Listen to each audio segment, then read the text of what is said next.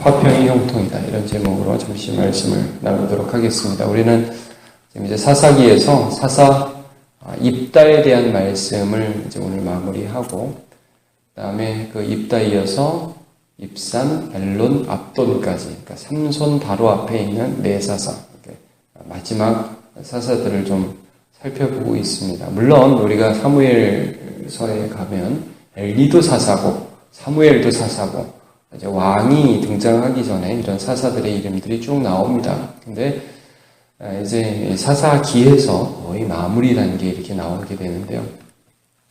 이 입다라는 사람을 보면 이제 그 사사시대 맨 마지막 사사로서 좀 씁쓸한 모습을 계속 보이게 됩니다. 우리가 어제 본문을 주일이라 새벽 기도를 통해서 살펴보지는 않았지만 암몬의 거대한 그 군사들을 물리치고 승리를 이루기는 합니다. 이기기는 하는데 쓸데없는 소원을 하나 하죠.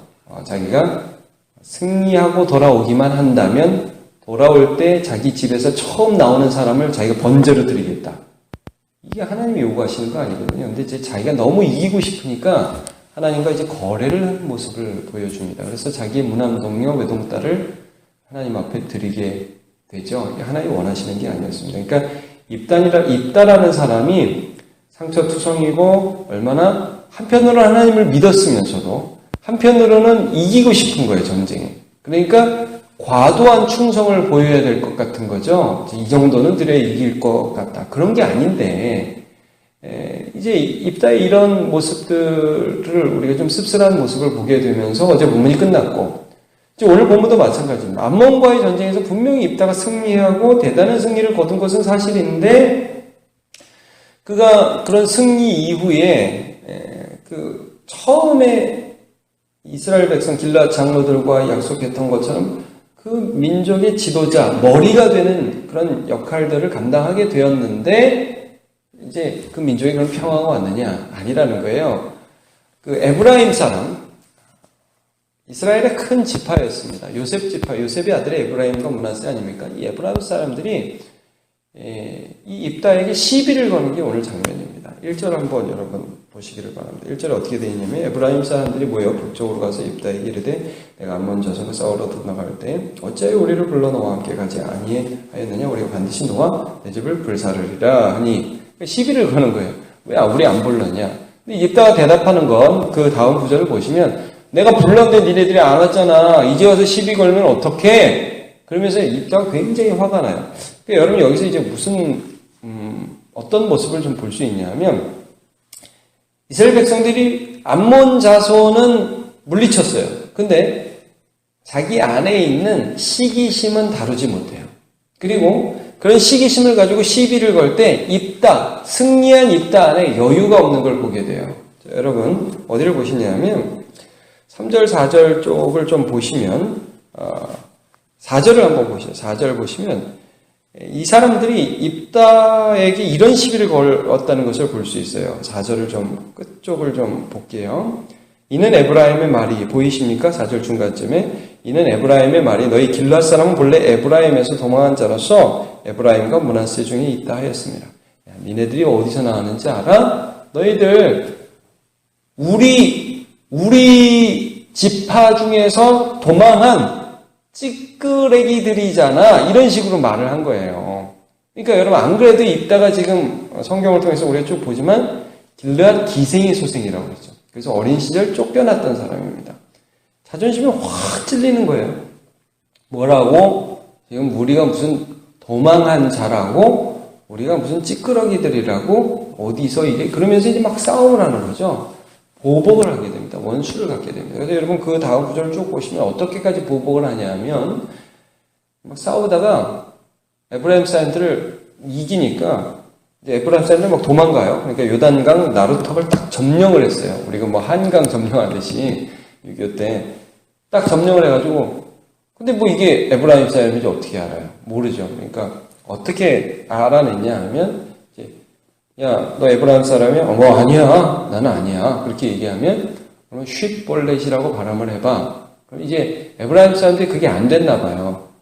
왜 우리 경상도 사람 살 뭐 이렇게 구분을 못하는 것처럼 잘 안 됐나 봐요. 시블렛이라고 발음을 하니까 이게 그 발음이 안 된 사람 다 죽였대요. 그래서 42,000명이 죽었다는 거예요. 씁쓸한 겁니다. 여러분, 입다라는 사람이 암몬 자손을 외국의 어마어마한 군대를 이겼어요. 근데 자기 자신은 못 따랐어요. 그리고 이스라엘 사람들이 그 외국의 사람들을 이기고 적군을 이겼는데 자기들끼리는 싸워요. 평가가 어떻게 되느냐? 여러분 7절을 한번 보세요. 7절을 보시면 입다가 이스라엘의 사사가 된 지 6년이라. 사사가 좀 짧죠, 여러분. 6년이라. 그 다음에 길앗 사람이 입다가 죽음에 길앗에 있는 그의 성읍에 장사되었더라.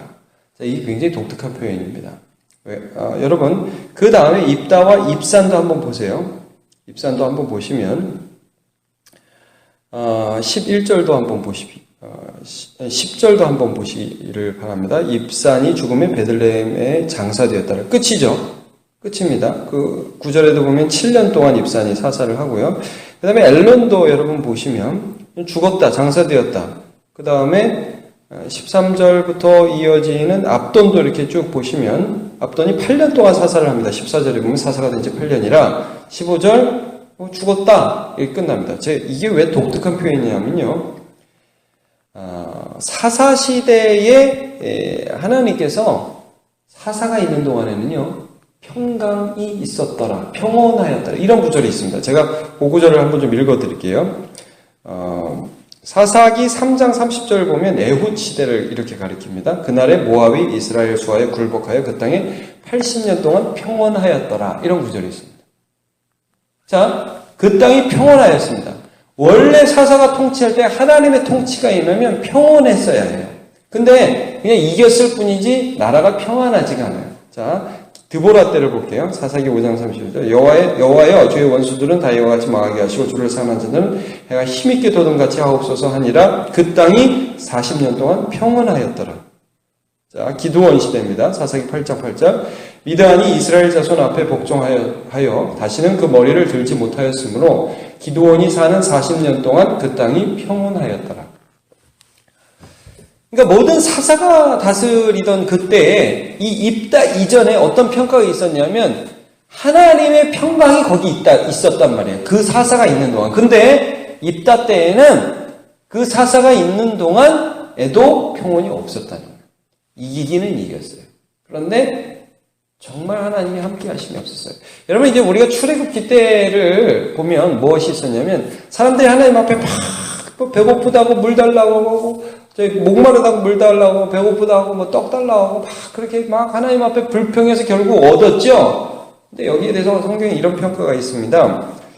시편 106편 15절. 그러므로 여호와께서는 그들이 요구한 것을 그들에게 주셨을지라도 그들의 영혼은 쇠약하게 하셨도다. 여전히 그들의 삶이 승리는 있었어요. 원하는 것은 있었어요. 그거 받아냈어요. 근데 좋지가 않아요. 평안이 없어요. 이게 참 아이러니한 거죠. 아니 모압이 암몬이 우리를 쳐들어와서 저 군사만 이기면 다 될 것 같았어요. 다 이겼어요. 근데 자기들끼리 싸워요. 자기들끼리 원수를 갚아요. 여러분 다윗을 한번 생각해 볼게요. 다윗이 압살롬이라는 자기의 아들이 자기를 배반하죠. 막 이렇게 정권을 막 찬탈하고 자기는 막 쫓겨가고 있을 때였습니다. 근데 참 이제 피난 행렬을 가는데 그 건너편에서 시므이라는 사람이 다윗에게 흙을 던지고 돌을 던지면서 뭐라고 그랬냐면 야 피 흘린 자야 가라. 네가 사람들을 많이 죽여서 이제 하나님이 너를 벌 주는 거다. 잘 됐다 꼴 좋다. 자 여러분 이게 다윗의 속을 긁어놓는 거죠. 너는 그런 놈이야. 그럼 여러분 우리가 이런 생각을 할 수 있잖아요. 다윗이 칼을 들고 그 시므이라는 사람을 칼로 베버리죠. 이게 어디 불난데 부채질이야. 이렇게 할 법도 한데 다윗이 그때 뭐라고 대답을 하냐면 옆에 장수들이 막 죽이겠다고 그러는데 야 놔둬라. 자, 하나님이 저주하게 하신 거다. 혹시 그러나 하나님이 이 말을 듣고 이런 내 상황을 듣고 나를 불쌍히 여겨주시면 나로 다시 돌아가게 하실 것이다. 이런 믿음을 보이죠. 여유가 있죠. 하나님을 믿는 거죠. 여러분 외적 성공 자체가 우리에게 복은 아닙니다. 그러니까 외적으로 암몬을 이겼다 자체가 복이 아니라 내 마음에 하나님이 계심이 복입니다.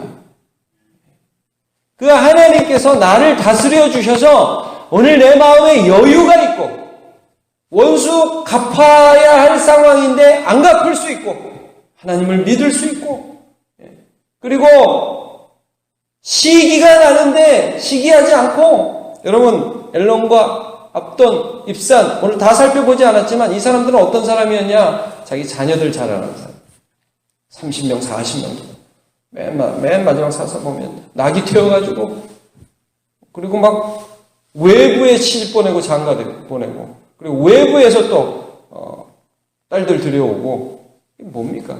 과시하는 거예요. 그러니까 지도자가 섬겨야 되는데 지도자가 백성들을 사랑해야 되는데 낮아져야 되는데 자기들을 자꾸 드러냈다 이런 말씀을 해주고 있는 거예요. 이렇게 할 수밖에 없는 연약한 모습들이 그들에게 있었던 것을 오늘 보게 됩니다. 평강이 아니죠. 그들의 지도의 기간은 굉장히 짧았습니다. 7년, 8년, 길어야 10년. 여러분 오늘 우리가 예수를 믿었으면 예수 안에서 하나님과의 평강을 누리게 된 줄로 믿습니다. 네. 우리의 삶에 이 세상에서 전혀 가질 수 없는 그런 평강들이 내 삶에 들어온다고요.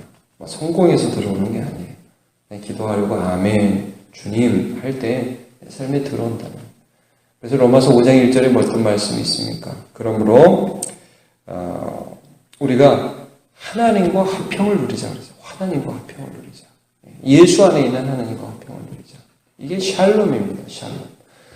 오늘 우리 또 명절 어제 당일은 지났지만 또 하루 살아가야 되고요. 또 많은 사람들 만나고 또 여러 일들을 해야 됩니다. 여러분 하나님의 평강을 누리시기를 축복합니다. 우리가 감옥에 갈 수도 있고 또 우리가 팔려서 요셉처럼 억울하게 누명을 쏠 수도 있고 그렇지만요. 요셉은 어딜 가든지 평강을 누렸어요. 하나님이 형통하게 하셨어요. 우리가 살아갈 삶입니다. 오늘도 하나님의 평강을 누리고 하나님의 인도하심을 받는 귀한 하루 되시길 예수님 이름으로 축복합니다. 기도하겠습니다. 하나님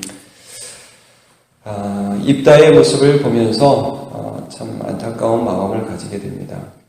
그가 그렇게 원하던 승리를 거두었고 그래서 그렇게 원하던 길앗 자손의 머리가 되는 일들은 성취하였습니다.